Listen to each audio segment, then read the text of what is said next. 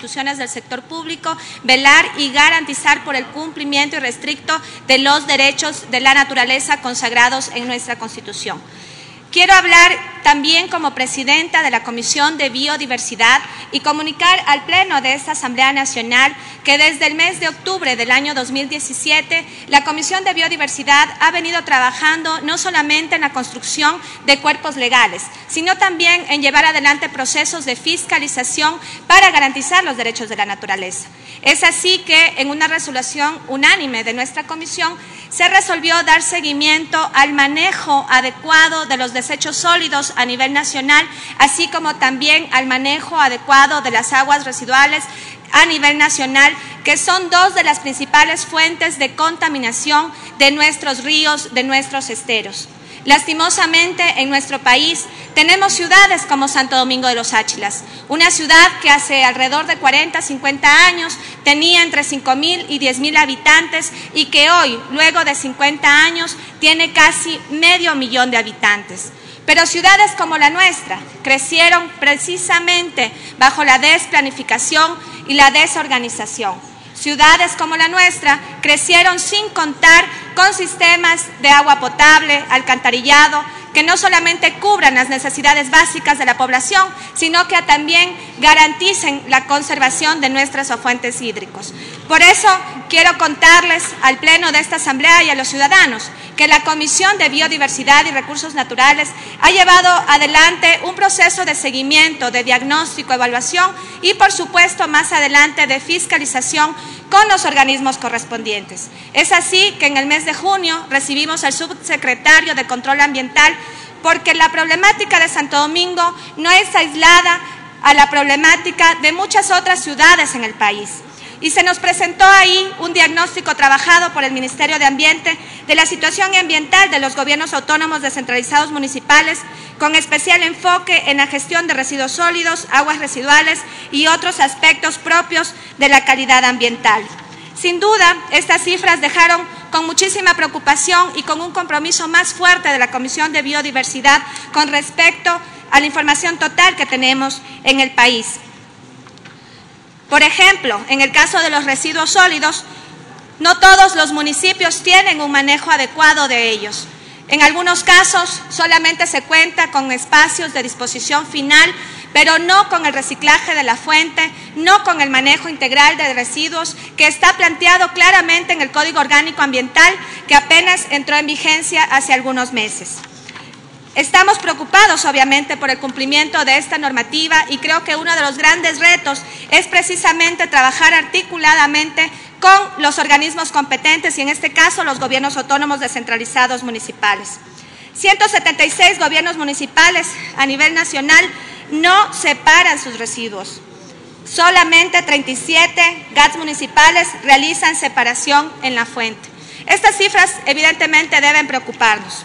Santo Domingo, por ejemplo, es la primera ciudad, de acuerdo a esta información, que necesita mejorar la operación, en este caso, en el lugar de disposición final de residuos sólidos, tal como hace referencia la asambleísta Marcela Ceballos en su proyecto de resolución.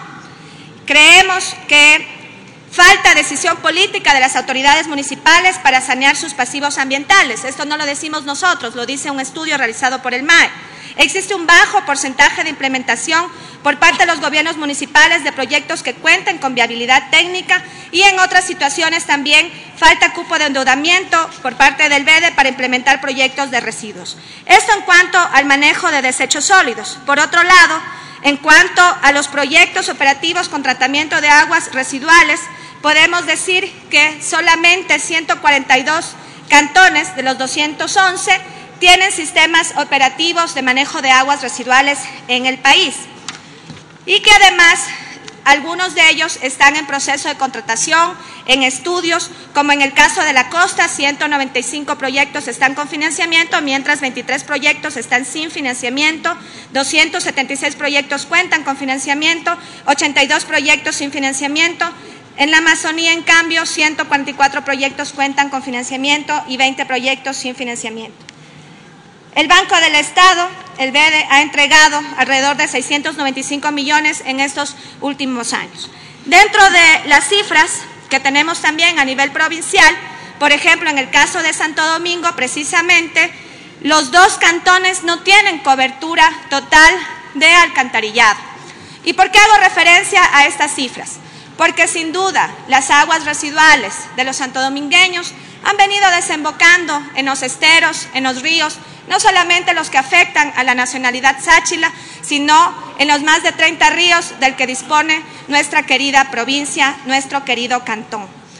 Creemos entonces que la acción articulada de todos los niveles de gobierno, la acción articulada del Ejecutivo y obviamente con el involucramiento de la sociedad civil es la que nos puede ayudar a concretar en el corto, en el mediano y en el largo plazo soluciones definitivas.